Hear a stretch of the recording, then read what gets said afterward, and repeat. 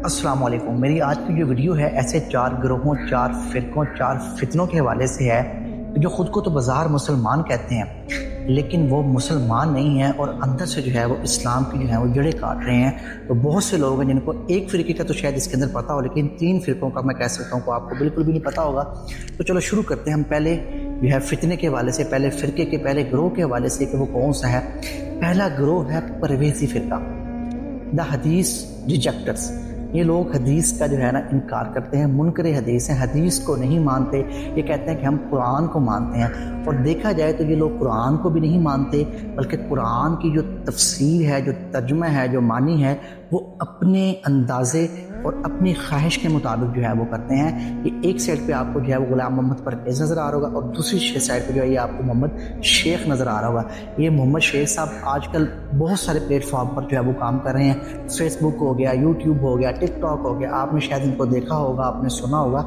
یقین جانیں کہ یہ جو شخص ہے یہ منکر حدیث ہے، حدیث کا انکار کرنے والا ہے۔ یاد رکھیں یہ کہتے ہیں کہ جی ہم قرآن پاک جو ہے نا سمجھنے کے لیے ہمیں کسی عالم کی ضرورت نہیں ہے۔ یاد رکھیں اگر قرآن پاک سمجھنے کے لیے کسی عالم کی ضرورت نہیں ہے تو اللہ رب العزت نے رسول اللہ صلی اللہ علیہ وسلم کو دنیا میں کیوں بھیجا؟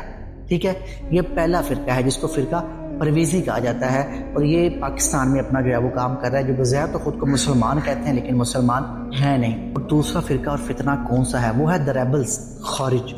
یاد رکھیں جس وقت جنگ صفین ہوئی نا تو حضرت علی رضی اللہ تعالیٰ عنہ، حضرت معاویہ رضی اللہ تعالیٰ عنہ کے خلاف جو لوگ کھڑے ہوئے تھے اور علی رضی اللہ تعالیٰ عنہ کو جو ہے وہ چھوڑ کر چلے گئے تھے، وہ خارجی تھے۔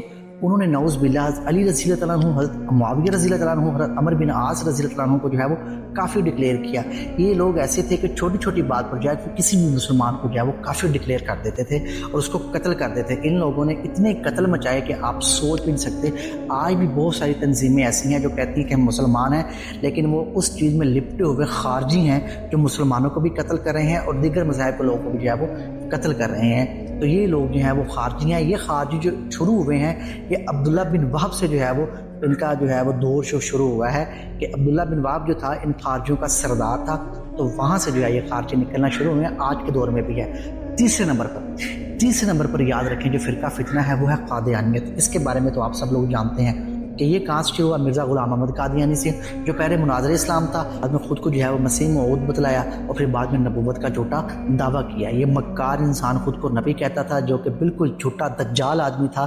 تو یہ جو فرقہ ہے، یہ جو فتنہ ہے، یہ بھی آج کل بہت زیادہ طول پکڑ رہا ہے۔ اور نمبر 4 پر کون سا فرقہ ہے؟ نمبر 4 پر جو فرقہ ہے وہ ہے معتزلہ، جس کو ہم ریشنلزم کہہ سکتے ہیں۔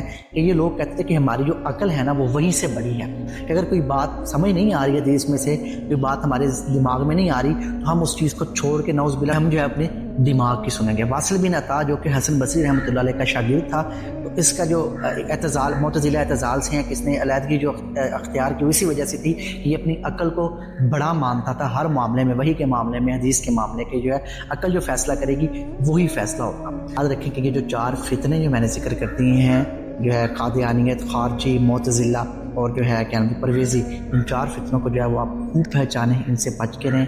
یہ بالکل بھی قرآن پاک کو ماننے والے لوگ نہیں ہیں، صحابہ کرام کو ماننے والے لوگ نہیں ہیں، انہوں نے خود سے اپنا دین بنایا ہوا ہے، لہٰذا ان لوگوں سے بچنا ہمارے لیے بہت ضروری ہے۔ ویڈیو بنانے کا مقصد آپ لوگوں کو آگاہ کرنا تھا۔ ویڈیو پسند ہے تو اپنے دوستوں کے ساتھ، تمام لوگوں کے ساتھ جو ہے وہ شیئر کریں۔ جزاک اللہ خیر۔